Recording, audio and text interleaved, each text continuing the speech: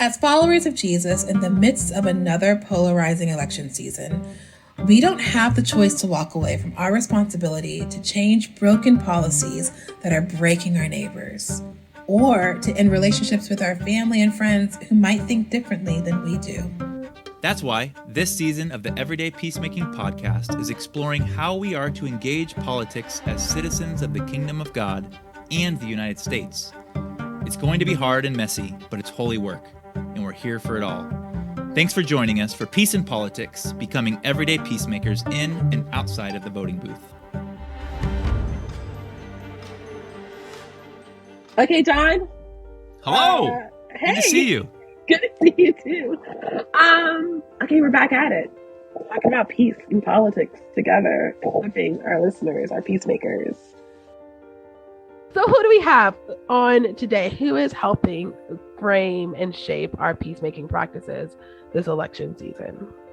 You bet. We have Dr. David Gushee, who is someone I've appreciated for a long time, and we'll talk about it in this episode, our relationship. He's my PhD advisor, so I spend lots of time in relationship and in thought with this guy, and I can't wait for all of you to jump in, because you're going to hear an academic who's thoughtful but deeply, deeply grounded as a follower of Jesus.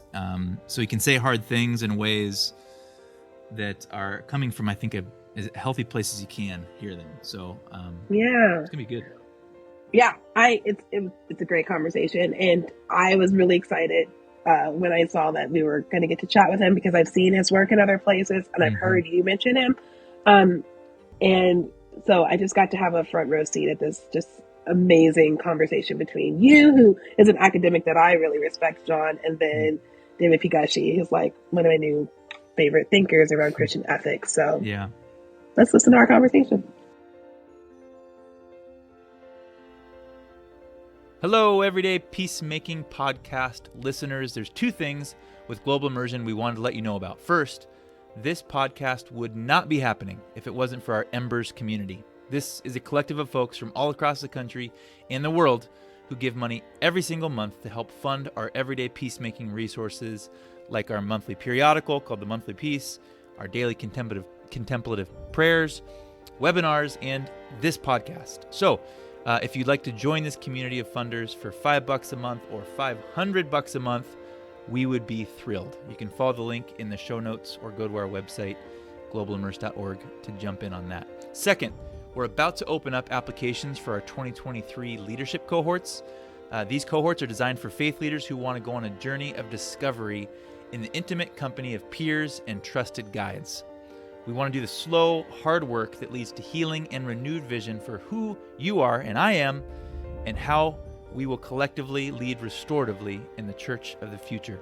These cohorts include in-person retreats, online learning, coaching, and immersive experiences. One, the Journey of Hope cohort culminates in a trip to Northern Ireland to learn from other peacemakers in that global context, and the other, Journey Home, culminates with a pilgrimage on the Camino de Santiago, where we seek to confront the conflict within ourselves that inhibit our ability to lead towards equity and justice and peace. So, space is very limited. Jump on it, and you can get more information and apply in the show notes, or go to globalimmerse.org/leaders.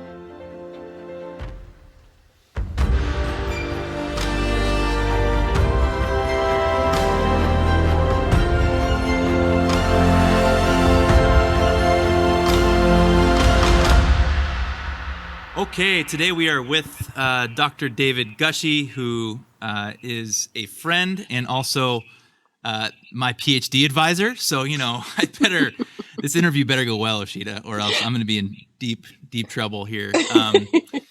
So it is a gift to have you with us. Thanks for jumping in. John, it is good to be with you and Oshita, and to speak with your community. And I am proud to be your PhD advisor, and you could not get in trouble. I could not imagine anything you would do that would get you in trouble. So you just relax and have at it today. Oh, we're going to push some boundaries. I like it. There you go. So David is a Christian ethicist and deeply influenced by the legacy and tradition and relationship with Dr. Glenn Stassen, who developed the just peacemaking theory, which has been core to our development organizationally, Global Immersion, in building our theology and practice for everyday peacemaking. So that's a professional side that's really important. And then, as I said, on a personal level, David's been a friend and a mentor really in this work of peacemaking and ethics for about a decade, and now very tangibly as I enter back into the academic world the last couple of years. So as we're talking about peace and politics, there's a few definitions or assumptions we're using I want to just toss out at the beginning so we're on the same page, and then bring it to you to give a bit of self-introduction. The first is how we talk about peace. We define peace as the holistic repair of relationships.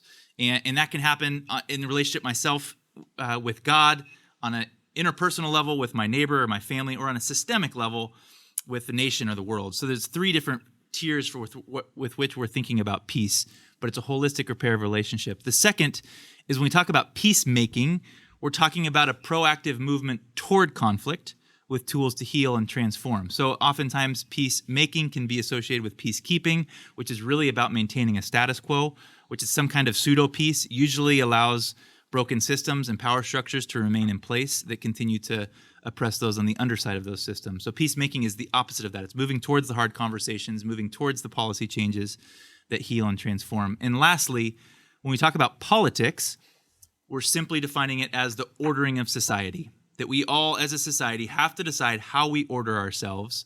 And as citizens of the kingdom of God, we probably have something to say about that as part of a nation state called the United States that happens to be a democracy. So those are some key terms that we want to lay out up front. And with that being said, you are an academic.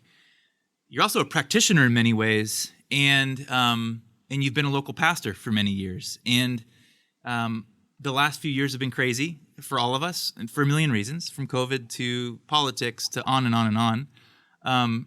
Within your everyday life and in your expertise in your field, how would you say you've been showing up in the last few years, and interact with that as a form of self-introduction?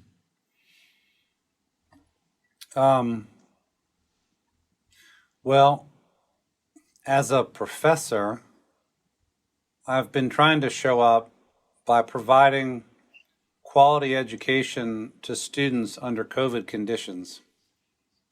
With COVID affecting people in some very different and very profound ways. So COVID is in the backdrop of everything, in the sense of also of the difficulty of our society and many societies to cope with COVID, has helped to, added another layer to the question of, is our democracy working? Is our governing system working if we can't do any better on COVID than we've done over these 2.5 years? Yeah. So it's helped to drive me back to questions of the functioning of our society and the ordering of our politics. Mm-hmm. So I have this new book coming out about democracy, which I imagine we'll talk about later, but that's one way. I've been trying to keep the church that I'm in has moved. I'm in a little church called Townview Baptist Church in Kennesaw, which is a bit to my west. But I'm there in part because it's a church that took a huge hit when it decided to become inclusive on LGBTQ. And they lost a lot of people. They got kicked out of the Southern Baptist Convention. And I decided to move my membership there in 2020. And my mother-in-law came too. She's Baptist as well. That's so amazing. We're over there, and we're trying to serve and give and help to provide some strength to a church that did the right thing in our view, but has taken a big hit for it. So those are some things. I've also in these last couple of years become a professor at the Vrije University of Amsterdam and International Baptist Seminary, where we get pretty cool students like John Huckins. So I'm trying to show up by supervising PhD students, training up the next generation. Long after I'm gone, in the second half of the 21st century, you all will be doing your work. And that's I'm thinking a lot about legacy. I turned 60 this summer. I'm still in shock. I can't believe it. But once you hit the 6, it's not 26. It's not 36. This is 60. Once you hit that, you start thinking about legacy a little bit more. And so I'm trying to show up by leaving a legacy of students who will make a difference long after I'm gone. Mm-hmm. That's so good. So I have, like everybody else, have been hearing a lot of calls to protect our democracy, to be aware of the danger that our democracy is in. And a little bit about me is I came into this work of peacemaking with a lot of Mennonite influences, and so I've always been very skeptical of language around like the democracy or country, because I came in with a very like kingdom mentality. We're the kingdom of God. That's America. Christian first, American second. So the past few months, I've been listening to a lot of conversations and a lot of calls to pay attention to the democracy, and that it's important for us to protect our democracy, because in a lot of ways, the United States is like a modern empire, and democracy is at our core. Democracy, in a lot of ways, helps us define how we want to function and live as a society. It still makes me nervous. So my question to you is, why is democracy important, especially as we approach our call to be peacemakers? Why should we think about the democracy? Why does it need to be protected? That's a great question, Oshita. And I've just been thinking a lot about this. I think we're in a moment where we need to say a couple of things. One is Christians can be followers of Jesus in any political system, right? Mm-hmm. So our ultimate citizenship is the kingdom of God. All earthly citizenship is provisional and secondary. So we never want to absolutize any political system. And nationalism, essentially, is when you kind of fall in love with your country, you become ultra-patriotic to the point that your loyalties get confused, right? And so there's a lot of talk about Christian nationalism these days, too. It's a kind of a confusion of Christ and America, and an identification of the one with the other, which is basically idolatry. Mm-hmm. So when you're talking about democracy versus communism versus one man rule versus all kinds of other political systems, you're just asking, what has history shown to be the best ordering of society in terms of advancing the common good, which I saw a nice summary of that recently. The common good looks like peace, justice, and flourishing. Mm-hmm. Okay.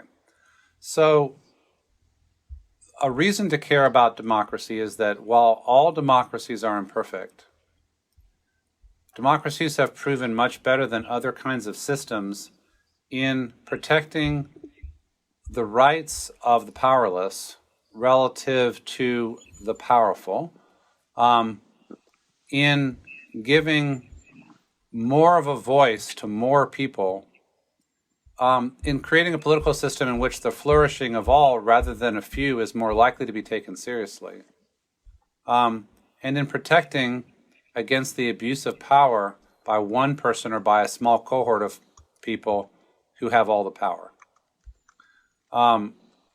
So what Glenn Stassen used to say, and it's in my new book, is democracy reflects Christian insights related to both the need to guard against authoritarian concentrations of power, the need to care about the rights of all people, especially vulnerable minorities of various types, convictional, religious, or racial, or ethnic, gender, or whatever.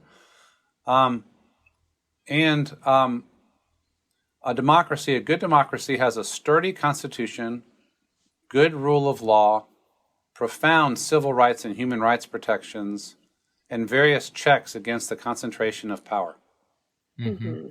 So this matters because other alternatives have weaker commitments in those areas, power centralizes and concentrates. Dictators get to determine everything that happens. The money tends to be sucked into the hands of the powerful individual or family or oligarchy. And dissent is squashed, often at the point of a gun. So one reason to care about democracy is because autocracy generally is accompanied by violence against dissenters and by civil conflict, because the human nature is such that if people get squashed, they will rebel.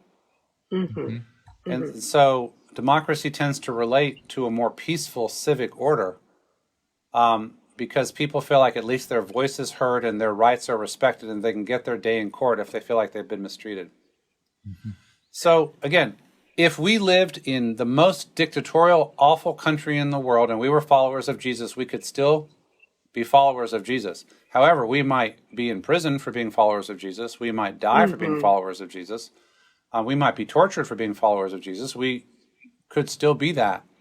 But in this world, we have to seek the best arrangement of society and of government, so that not just we, but all of our neighbors have the best chance to live in peace and justice and abundance. Yeah.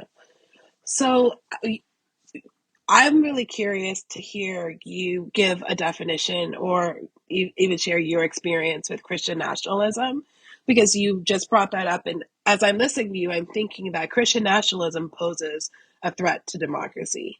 So I'm just wondering, can you just share a little bit more about, like, what does that mean? What does that look like? I know that you mentioned in an article that I read once that, the experience that you had with Christians in in 1978, in the 70s, were very like kind-hearted, loving, welcoming people who's, because of their devotion to God, cared for their neighbor. But that's not what we're seeing right now. We see a rise in Christian nationalism, and that feels to me to coincide with that lack of like Christ-like love for a neighbor, that would create a society where there is peace and flourishing and justice. So, do you see Christian nationalism as a problem? And if so, can you just describe what that looks like, what that is for us? I think there's a little bit of conceptual confusion around that phrase, Christian nationalism. Let me maybe make a couple of distinctions.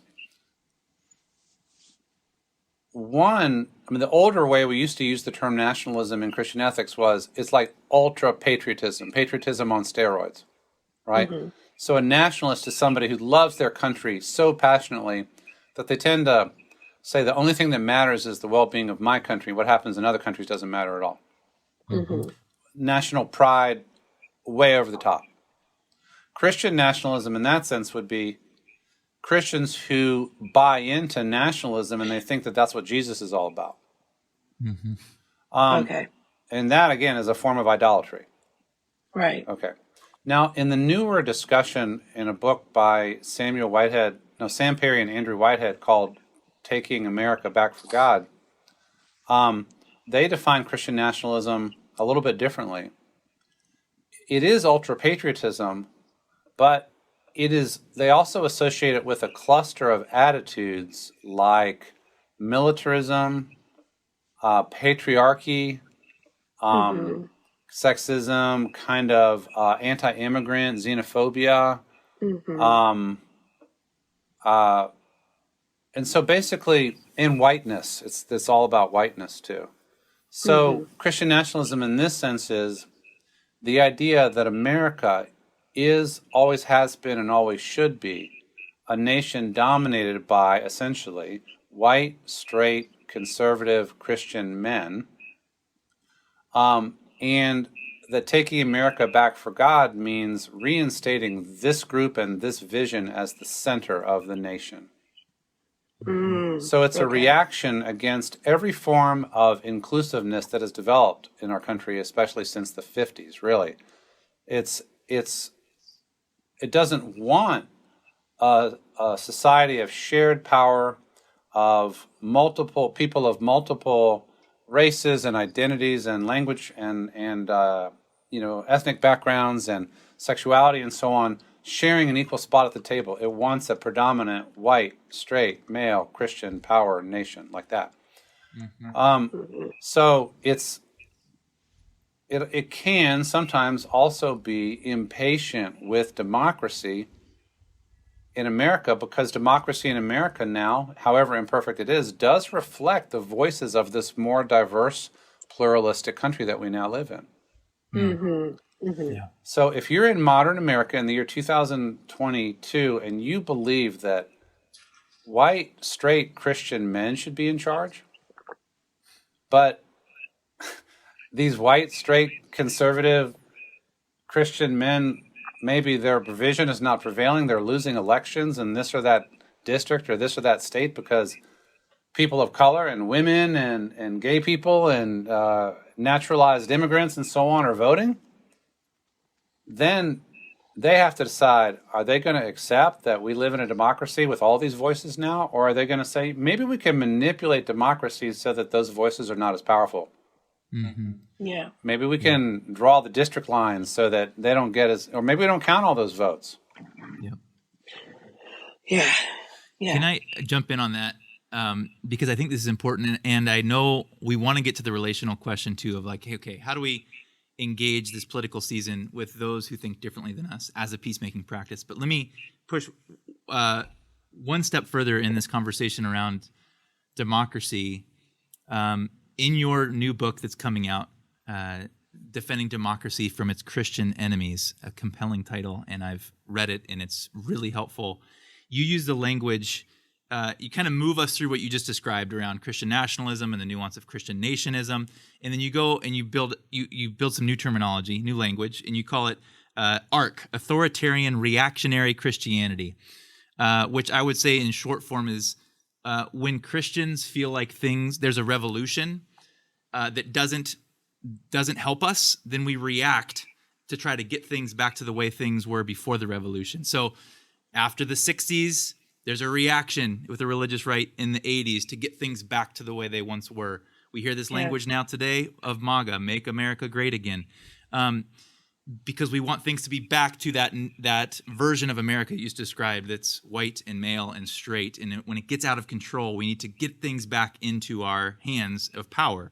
It really helps frame things from a bit of a wider perspective rather than just like this polarizing left, right, Trumpism, No, this is a phenomenon throughout history when we're trying to order society that leads to justice and peace and flourishing, those in power get pissed off. And they react, and it gives us some kind of pseudo-Christianity that becomes an intoxicating civil religion, really. And I wonder if you could just summarize that language you're using and why it's important for us as Christians going into this midterm season to see that this is not just a Trump thing or a MAGA thing. This is a bigger phenomenon throughout history. Thank you, John. I'm able to show in the book that you can see this tendency at least as far back as the 18th century. I talk about the 19th century and early 20th century, things that happened in France and Germany. And then you can see it spike again in the 60s with all the social changes of the 60s. And I think you see it intensify after 2010, partly because of Obama freaking out white people, right? And partly because of social media accelerating all outrage. It also is a global phenomenon. The same kind of conversation that we're having is happening in many, many places in the world today. So the paradigm I develop is authoritarianism, meaning a kind of a centralization of power and an impatience with shared power, which can be anti-democratic, openly anti-democratic. Reactionary, meaning it is freaked out by social changes that it doesn't like. Mainly pluralism and diversity of opinion and of everything else, skin color, every other diversity, right? And it's identified with Christianity as if that's what Jesus is all about, is authoritarianism and reaction. And then it moves into politics with an agenda of MAGA or make Hungary great again or make Poland great again or make Brazil great again, or it's international. And what's increasingly clear is the sense of desperation and frustration on that side is so profound that they're spilling beyond democratic boundaries. And I think this is a way to make sense of the election stuff after 2020. I don't know how many people actually believed the lie that the election was rigged, but part of the appeal for millions was that it connected with their deepest fear that they were losing their country to all these new ideas and people and new diversities and so on. And so either the election, you might say that either the election was rigged because of tampering with voting machines, or more profoundly, the election was quote unquote rigged because all these people who shouldn't even be here are voting and voting in ways that we don't like.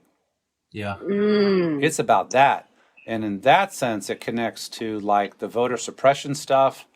And you know what areas are always targeted for these? Oh, it was rigged. It's always urban. It's Detroit. It's, it's urban Atlanta.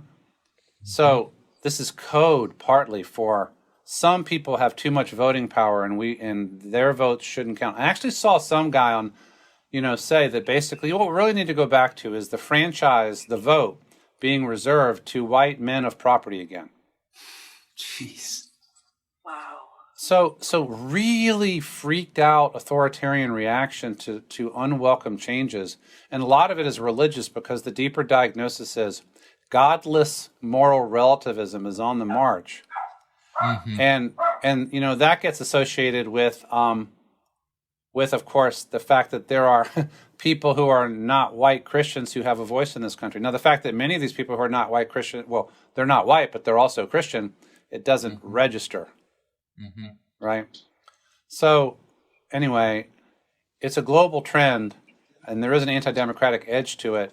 And in some places, actively undermining democracy and creating something that is post-democracy. And a good example of that is in Hungary.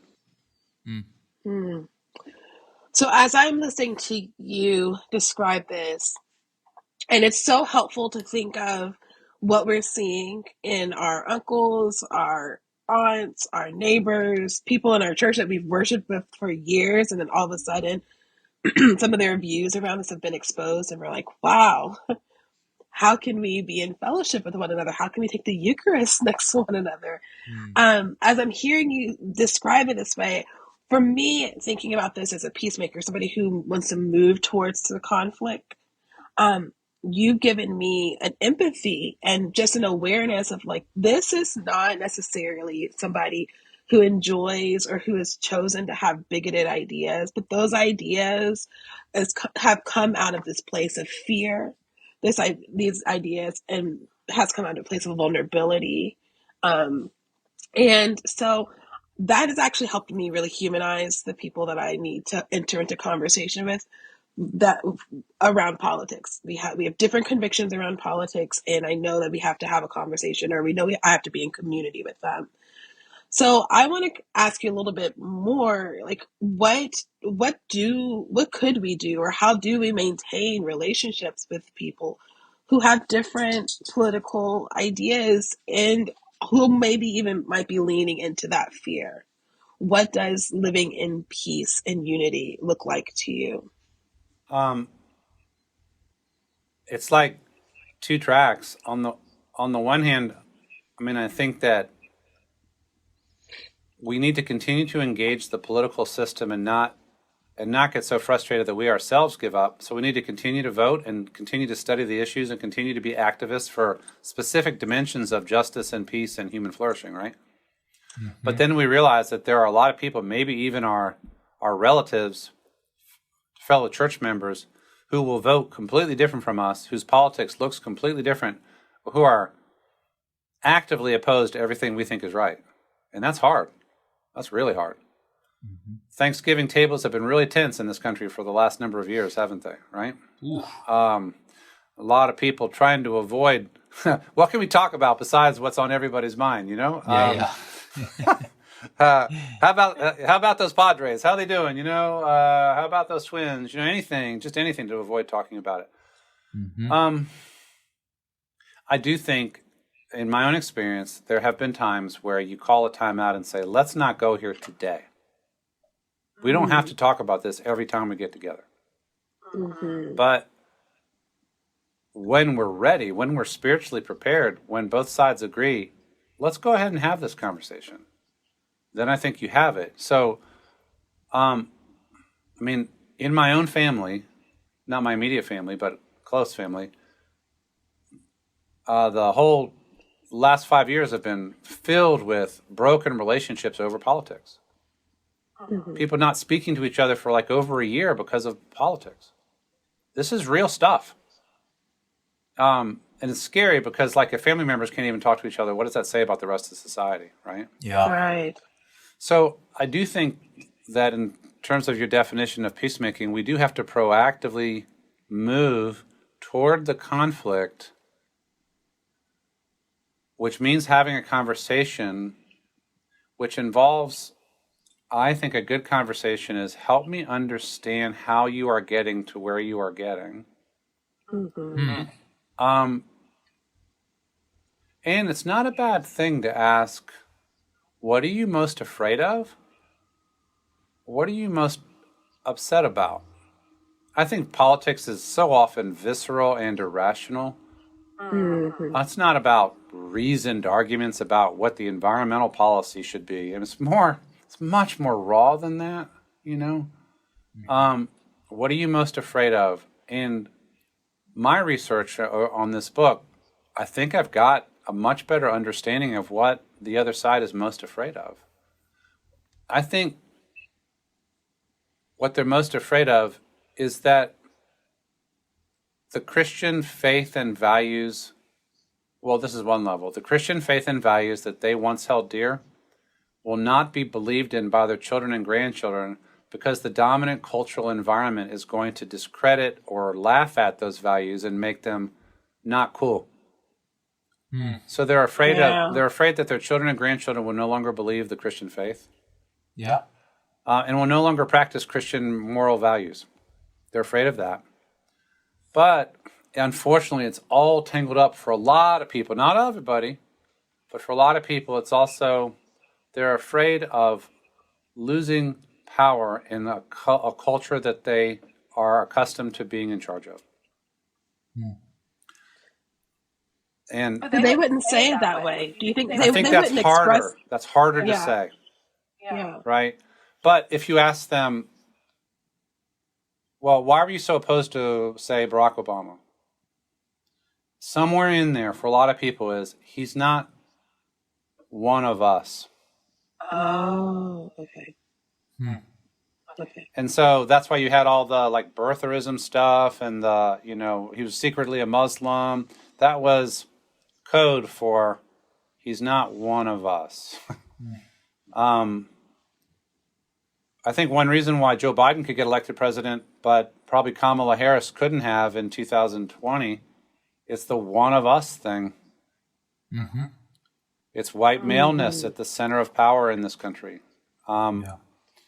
So people have much more difficulty with the one of us piece. I think that's a deeper layer of the conversation that involves much more self-awareness, and not everybody's there. But if you ask them about what are your concerns for your children or your grandchildren, then I think you might be able to get a conversation started. Yeah. Okay. So John and David, I'm curious. So as white men, what would you need to hear if you were to have that fear, what would you need to hear to at least honor it or validate it or acknowledge it? Like, what would, if I were sitting across from me as a Black woman, sitting across from a white man, and I hear that sort of sentiment come towards me. They're not one of us, or they cheated the system, or I didn't have affirmative action. Like, so those are all rooted in people like me used to have power, people like me no longer have power. So I can pick up that. I'm sitting here wondering, and I'm speaking almost for our listeners too, like, okay, then what response could I say back to you that would diffuse some of that anxiety and allow us to have a deeper conversation, or at least a helpful conversation that acknowledges that?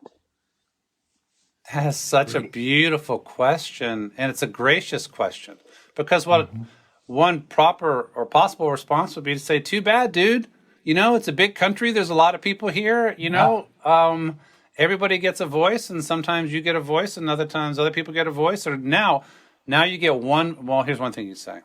It isn't that you're going to disappear. It's that there are more. You might say the table has gotten a little bit bigger, and there are more people sitting at it. Can you imagine a country where you get some chairs at the table, but other people do too? Mm. And these other people who are now at the table, they love this country too. They love their children and grandchildren. A lot of them love Jesus just as much or more than you do, right? So they're not your enemy. Mm-hmm. But as far back as Frederick Douglass said, nobody ever gave up power voluntarily. It's just hard. So in one sense, I don't know that you can reason a lot of people to getting okay with losing their power. Yeah. But to say it isn't that you're going to disappear or be wiped out. By the way, I think that's, that talk about the great replacement theory that is all these white people worried that the whole goal is to eliminate white people. What is that? I mean, that's total insanity, right? But it is the goal, and now it's a goal that a lot of us share. In fact, this would be a nice challenge you could offer. Could you come to share in the goal of an America where everybody has a valued place at the table and where one group doesn't hold the majority of the power? To me, that's, as a Christian, I find that to be a beautiful goal, completely in keeping with my faith and my ethics. Yeah. Why should that be threatening? Yeah. Oh, okay. Oshita, let me give a shot at that question too, because it is. I'm with David. That is a remarkable question and a gracious one. Because my first response, and maybe this is overly cynical, if I'm that guy with that worldview, and you said that really anything to me, I'd be concerned I have too many layers of triggers and white supremacy baked into my bones to hear anything. I just read Me and White Supremacy a couple weeks ago, and it was just a reminder of how deeply embedded this normative vision of the world and faith in the United States, to David's point earlier, is baked in whiteness. And I'm not super optimistic. The only thing I could think of is if this person is in proximity with you and there's a relational trust, there may be enough equity to hear and to consider change and to consider an alternative. And then I want to speak directly to my white male friends on this podcast listening. I don't think, Oshita, it's your responsibility largely to have that conversation with someone who holds that ideology, that white guy who wants to retain power. It's us. It's David and me who have to leverage our spaces and our influence. We talk about this a lot in regards to privilege. Privilege we talk about is just the ability to walk away. White guys have the ability to walk away from most social issues because it doesn't impact us.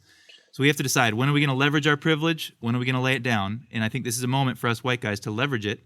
If we have the relational equity with that bigoted white guy, and we have to always do confessional work because we have it in us too, then we have to be the ones to say, hey, the table's getting wider, and you've got to understand that the folks at that table also love Jesus, also love America, and they have a lot to contribute. And we have to play lead blocker in some ways, or else it just our crap gets thrown to you, and you don't have to carry it. You shouldn't have to carry it, but you have. So maybe that's overly cynical, but I think it comes with some responsibility for us at the table. I agree with that. I do.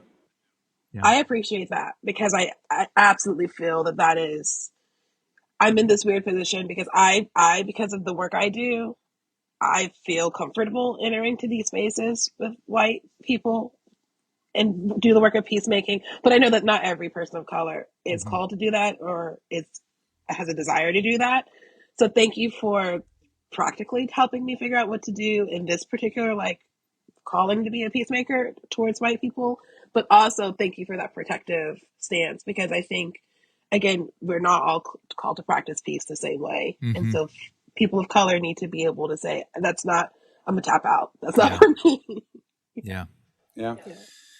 David, we're moving towards wrap up, but we have a couple last questions. One, what's the best way for our audience to follow along with your work and you personally? And in the second, you can jump right into it. What's giving you hope in the midst of all this, Stu? And this is going to be coming out right as we're going to the voting booth for the midterms. Where are you finding hope in the midst of all this? How to find me, davidpgushee.com. davidpgushee.com. It's an unusual name, so hopefully not too hard to find. And I'm usually at dpgushee on all the major social media sites, so dpgushee. I think what's giving me hope is that these dynamics are clearer now, and there's less fuzziness about the choice in front of us.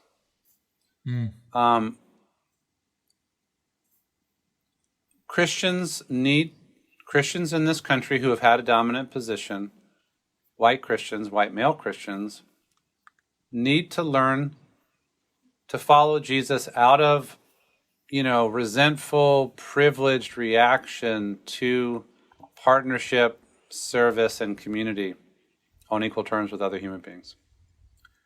And if we actually do that, then I think our political choices will follow from that. And that this is not a sacrifice of our Christian commitment, it is an expression of our Christian commitment. And so increasingly I see a very clearly growing movement of Christians who are ready to move forward. And that is a multiracial, multi-ethnic, multi-generational movement of people who see the toxicity of this other and is just ready, no way, not doing that, right? So that is holistic. It's how we do church life. It's how we do our friendship life. It's what we read. It's who we talk to. It's how we vote, how we engage on social media. But it's just a fundamental decision to move beyond white supremacist Christianity and Christian nationalist Christianity and move to something healthier. And that is peacemaking, by the way. Now, it isn't going to feel like peacemaking for people who don't want to go on that journey, but there's the conflict piece of it. Toxic, semi-idolatrous Christianity must be named for what it is and must be repudiated. I mean, what was peacemaking in the 60s? Was it attempting to integrate churches and having the people stand at the door, shout their segregationist Christianity? Or would it have been to back off from that, right? You move forward. You move forward and confront the injustice and the idolatry, and in the end, win a lot of battles doing that. And in the end, you have more peace on the other side of that, but conflict is the path on the way to the peace, and that's what's so hard. That's good. Conflict is the path on the way to the peace. Oh my gosh, that's so important. But conflict is also exhausting. And not every day do we wake up saying, I feel like having some good conflict today. That would be fun. No kidding. Yeah. No. Wow. We would say that's why it's the discipleship work. It's the way of the cross, and it reflects the Jesus we say we follow, but it's not easy at any step of the path. Yeah. And I would say that's why there's Christian community. That's why, it's exhausting. So when I need to tap out, when I need to say, I cannot be in conflict, I cannot push towards right now, somebody else can step in. That's exactly right. Sometimes you get a day off, right? Yeah. And somebody else in the community is the one who steps forward, and then it's your turn again, Yeah. But you can't, that's why this is not an individual work. Right. Wow. We're grateful for you, man. Thank you so much. This has been insightful and encouraging. Well, thank you for what you're doing. And I would urge everybody who's listening, you got to stay grounded spiritually. There are many burned out ex-activists in the world. Yeah. Yes. And so a daily rhythm of prayer and scripture and worship, and keep grounded. No day is so busy that there's not time to engage Jesus first before engaging whatever it is that Jesus brings us to do that day. Yes. That's a good word. Thank you. All right. Much love. Thanks for being on. Thank you for talking with me, and we'll talk again another time, I hope. Indeed. Bye.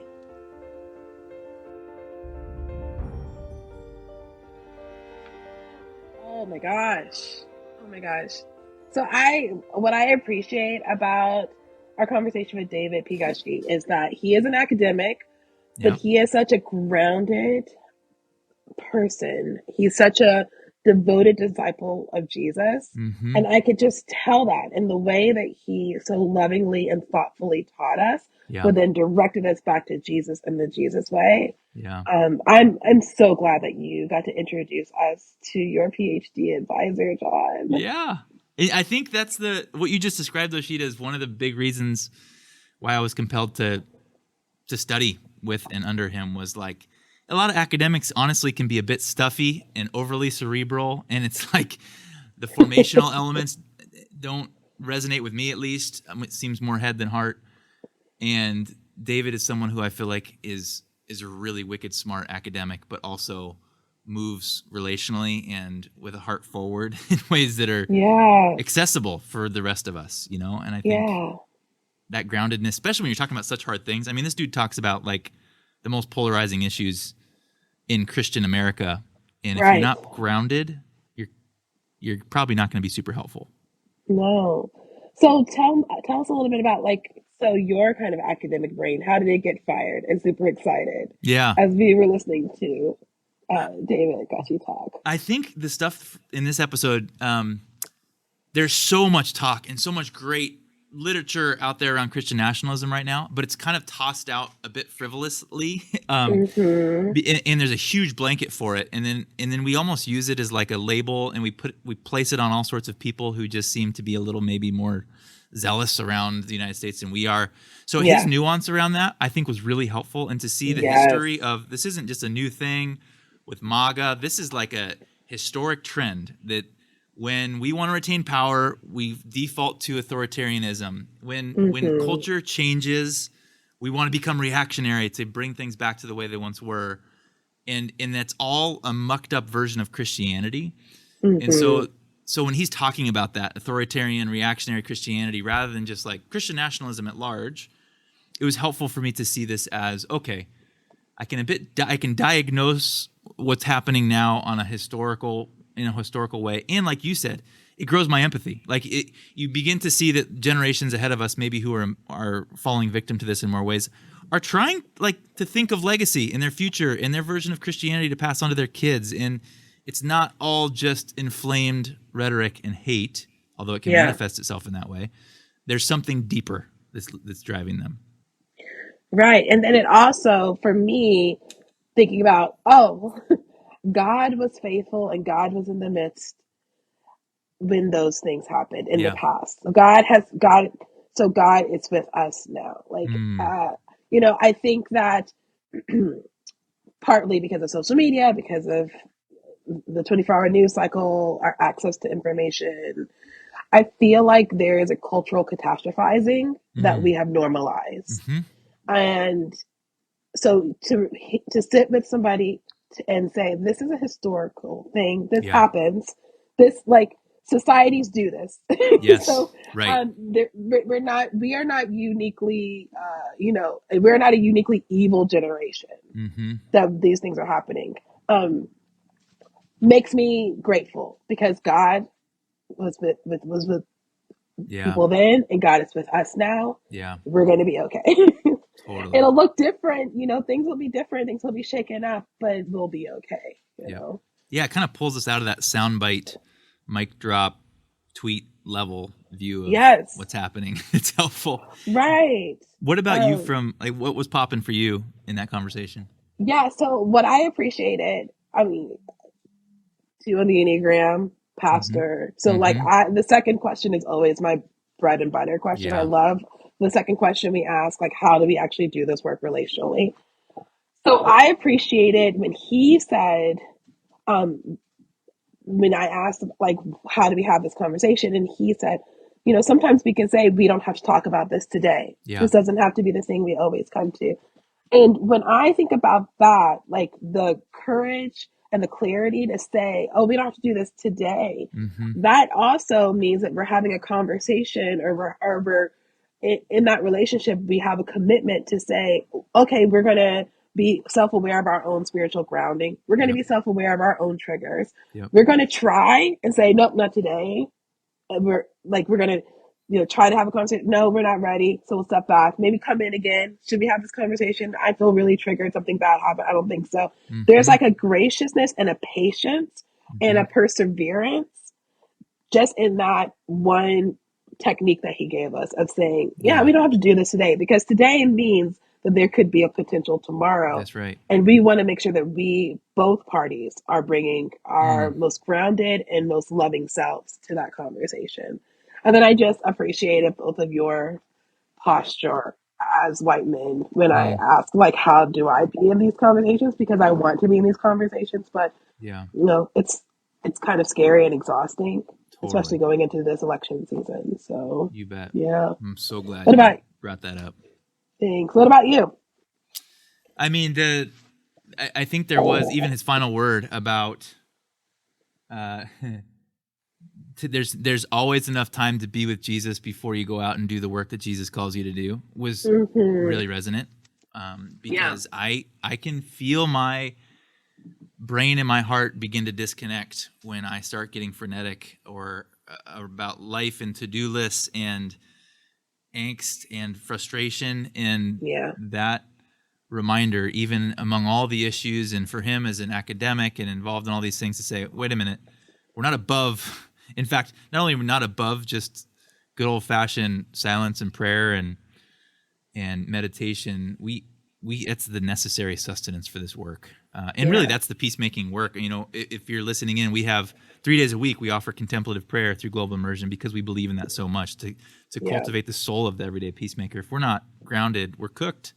And so that was important too. And I don't know if that might lead in. What do you think in regards to practice? Yeah. So as he was talking about the questions that we could ask someone when we're noticing them, hold on to bigoted or ideas that are rooted in white supremacy. So the question he asked is like, what are you afraid of? Like, what are you afraid of and what makes you so angry? Like the visceral reaction to politics that we often have.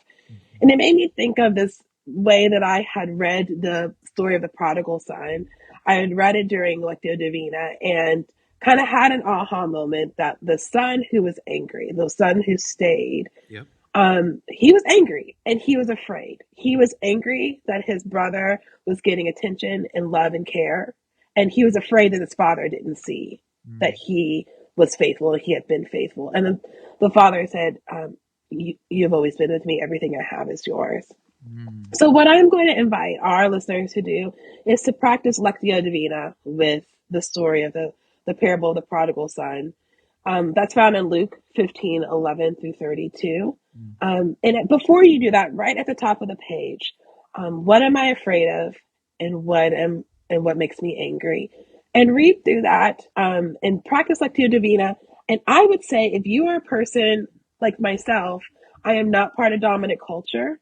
I should read that. I'm going to read it from the perspective of the angry son, because now that I'm seeing a lot of people who look like me step into power, a lot of policies that I agree with, a lot of energy around changing some of the rights, I can be in danger of self-righteousness. And I would say, if you're somebody who is majority culture, maybe read it and look at yourself as like the son who comes back, and what does coming back to a loving father mean and look like for you as you enter into the season, practicing peace and politics.